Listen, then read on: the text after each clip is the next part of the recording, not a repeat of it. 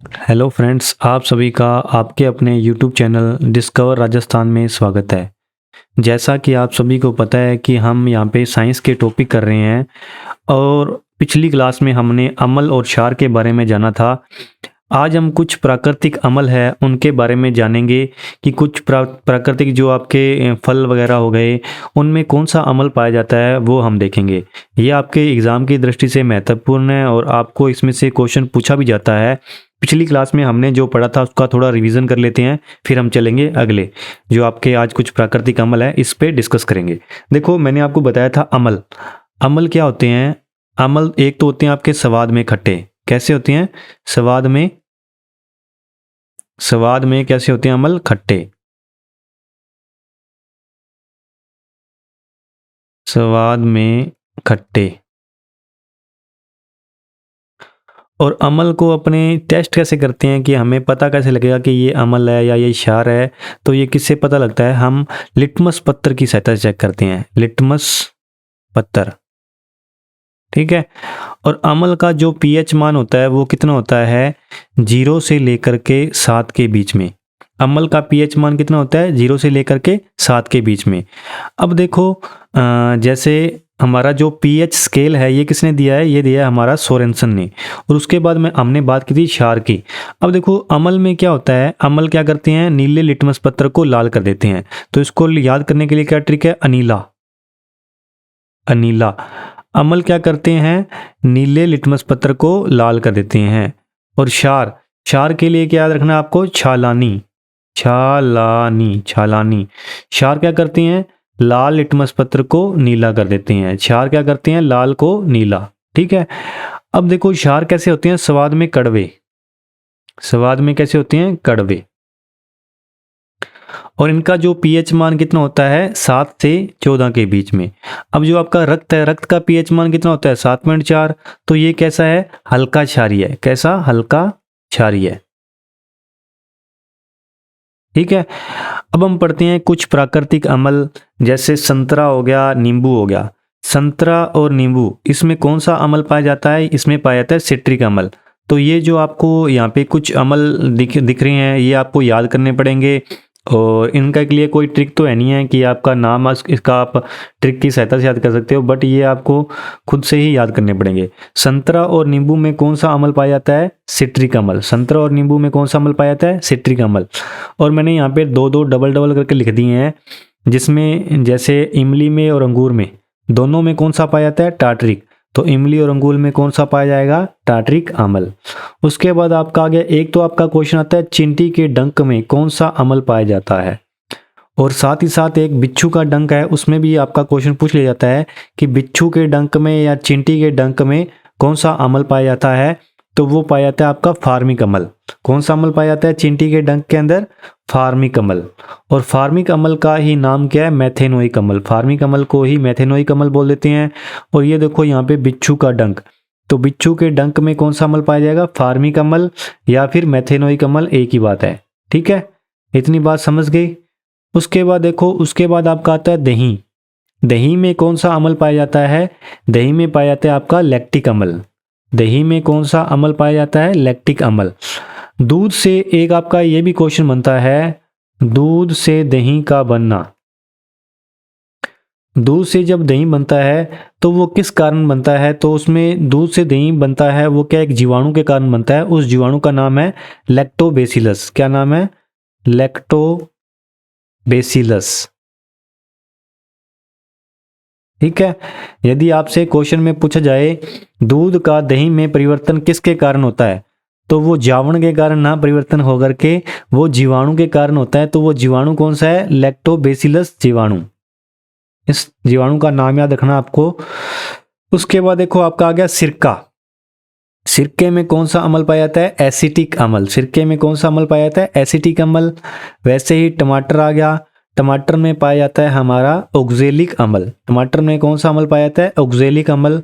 अमल और क्षार के बारे में आपको मैंने पिछली क्लास में बता दिया था। अब ये हम जो प्राकृतिक अमल थे इसके बारे में पढ़ा है हमने कि किस किस फल में कौन सा अमल पाया जाता है। उसके बाद आपका आ गया सेब। सेब में कौन सा अमल पाया जाता है? सेब में पाया जाता है मैलिक एसिड।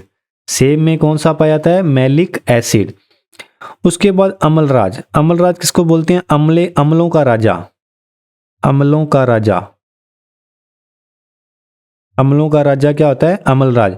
तो देखो आपका डायरेक्ट क्वेश्चन आ जाता है कि अम्लराज का फॉर्मूला बताओ।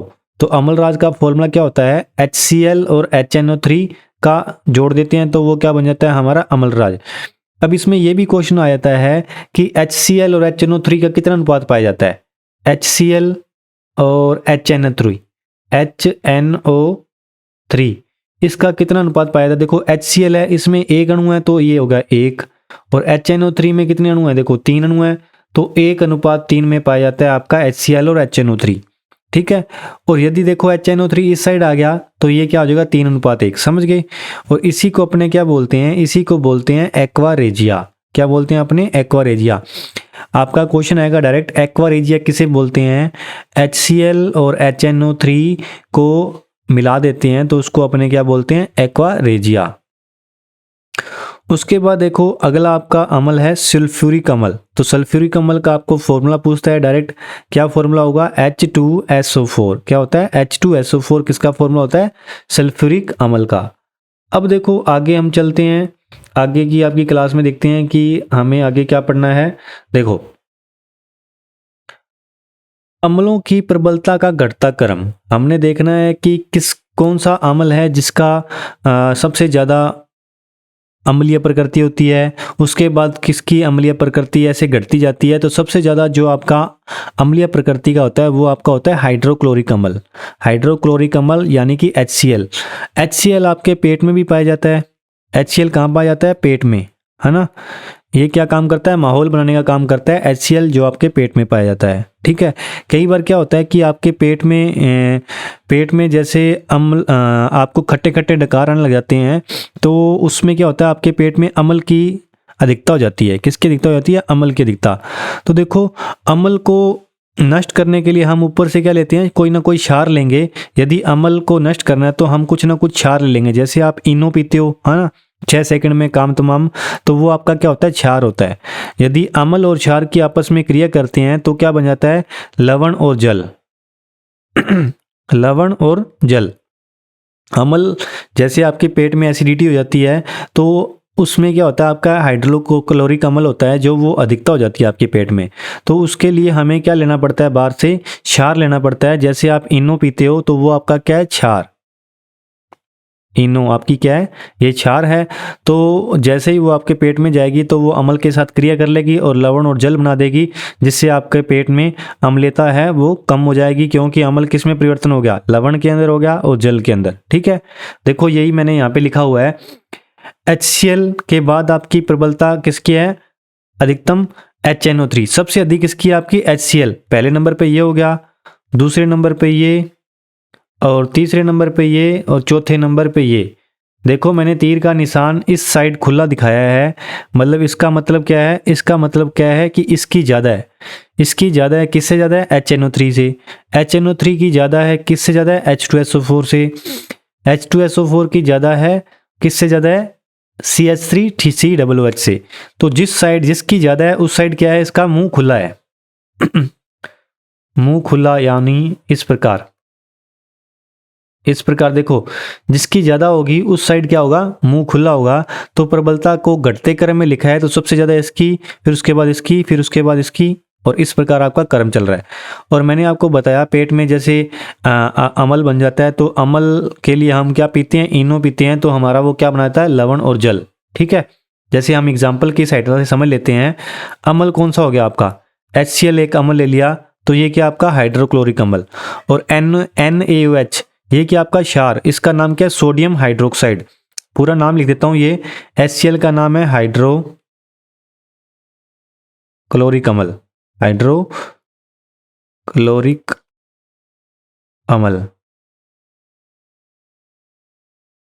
ठीक है, और NaH का नाम है सोडियम हाइड्रोक्साइड। क्या है? Sodium hydroxide. ठीक है, ये तो क्या हो गया? ये तो आपका क्या हो गया? अम्ल हो गया। और ये आपका क्या हो गया? क्षार। अम्ल और क्षार आपस में क्रिया करते हैं तो कौन कौन से क्या क्या बनाते हैं? लवण और जल। जल का फॉर्मूला तो सभी को पता ही होगा, तो H2O ये तो आपका होगा जल। देखो यहाँ से ये वाला H आया, यहाँ से ये वाला H आया, और यहाँ से ये वाला OH है, ये चला गया, तो H और OH दोनों मिलके क्या बन गया आपका H2O, और ये आपका जल बन गया। अब बाकी क्या बच गया, यहाँ पे NaL है और यहाँ पे Cl है, तो NaCl बच गया, तो ये क्या आपका लवण। इसी को अपने क्या बोलते हैं, सोडियम क्लोराइड। क्या बोलते हैं, सोडियम क्लोराइड। और नमक, नमक भी इसी का ही नाम है, ठीक है। सोडियम क्लोराइड को हम क्या बोलते हैं, नमक। यदि आपका डायरेक्ट क्वेश्चन आ जाता है कि नमक का फॉर्मूला बताओ, तो नमक का फॉर्मूला क्या होता है, NaCl, ठीक है। सोडियम क्लोराइड का फॉर्मूला पूछेगा तो NaCl। ये दोनों एक ही बात है, अम्ल और क्षार आपस में क्रिया करके क्या बनाते हैं, लवण और जल। इसके बाद मैंने आपको ये भी बताया था क्लास में कि जिप्सम का निर्माण कैसे होता है, जिप्सम से प्लास्टर ऑफ पेरिस का निर्माण कैसे होता है। देखो जिप्सम का फॉर्मूला आपको याद होना चाहिए। जिप्सम में क्या होता है, CaSO4 और 2H2O। जल के कितने अणु होते हैं, 2। जल के कितने अणु होते हैं, देखो यहाँ पे दिख रहा है आपको 2 अणु। जिप्सम के फॉर्मूले में जल के कितने अणु होते हैं, 2 अणु। अब यदि इसमें से अपने 1.5 अणु बाहर निकाल देंगे, जल के कितने अणु, जल के 1.5 अणु, 1 सही 1/2। अब 2 में से 1.5 गया तो कितना बच गया, आधा बच गया ना। तो अब देखो CaSO4 का क्या आ गया, CaSO4, और हमने 1.5 अणु बाहर निकाल दिए तो आधा अणु बच गया, तो ये किसका फॉर्मूला बन गया, POP। POP यानी कि plaster of Paris, plaster of Paris.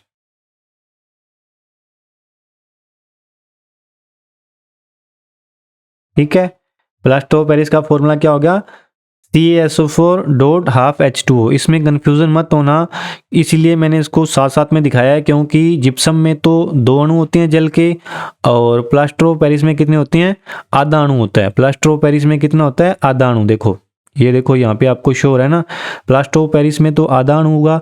और प्लास्टर ऑफ पेरिस क्या होता है, जैसे आपकी हड्डी वगैरह टूट जाती है तो डॉक्टर आपका वाइट कलर का ऊपर वो कर देता है ना, लेप सा चढ़ा करके, तो वो आपका क्या होता है, प्लास्टर ऑफ पेरिस। ठीक है, तो इसका ये भी आ जाता है कि हड्डियों को, टूटी हुई हड्डियों को जोड़ने के लिए किसका उपयोग किया जाता है। ये क्वेश्चन आपका बनता है कि टूटी हुई हड्डियों को, टूटी हुई हड्डियों को जोड़ने के लिए, टूटी हुई हड्डियों को जोड़ने के लिए किसका उपयोग किया जाता है, के लिए किसका उपयोग किया जाता है, तो किसका किया जाता है, प्लास्टर ऑफ पेरिस का। ठीक है, तो ये आपका क्वेश्चन ये भी बनता है कि टूटी हुई हड्डियों को जोड़ने के लिए किसका उपयोग किया जाता है, प्लास्टर ऑफ पेरिस का। एक मैंने ये भी आपको फॉर्मूला पढ़ाया था, खाने का सोडा और धोने का सोडा। खाने का सोडा और धोने के सोडे में थोड़ा सा अंतर है, तो आपको देखो खाना हमारा कौन बनाता है, खाना हमारा बनाता है बाई, है ना, खाना कौन बनाता है, बाई। तो खाने के सोडे का अन्य नाम क्या हो गया, सोडियम बाई कार्बोनेट। और धोने का सोडा, धोने के सोडे का नाम क्या आ जाएगा, धोने के सोडे का नाम आ जाएगा सोडियम कार्बोनेट। ठीक है, खाने का सोडा सोडियम बाई कार्बोनेट, क्योंकि खाना जो हमारा है वो बाई बनाती है, तो सोडियम बाई कार्बोनेट आ जाएगा। और धोने के सोडे में, धोने का सोडा है उसको बोलते हैं सोडियम कार्बोनेट। तो इसमें याद कर सकते हो इस प्रकार। इनका फॉर्मूला भी देख लो, खाने का सोडा है उसका फॉर्मूला है NaHCO3। क्या है, NaHCO3, NaHCO3। और धोने के सोडे का क्या नाम है, सोडियम कार्बोनेट Na2CO3। तो ये आपके अम्लों के बारे में कुछ प्राकृतिक अम्ल थे जिनके बारे में आपको पता होना चाहिए कि इसमें कौन सा अम्ल पाया जाता है। और उसके अलावा कुछ आपके इंपॉर्टेंट फॉर्मूले थे, वो हमने पिछली क्लास में डिस्कस किए थे, और जो आपके कन्फ्यूज़न वाले फॉर्मूले थे वो भी आज हमने देख लिए हैं। तो आज की क्लास आपकी यहीं पे समाप्त होती है। आप सभी का हमारे साथ जुड़े रहने के लिए बहुत बहुत धन्यवाद। यदि आपको हमारी क्लास अच्छी लग रही है तो ज़्यादा से ज़्यादा शेयर करें, सब्सक्राइब करें। एक बार फिर से आपका बहुत बहुत धन्यवाद। Thank you.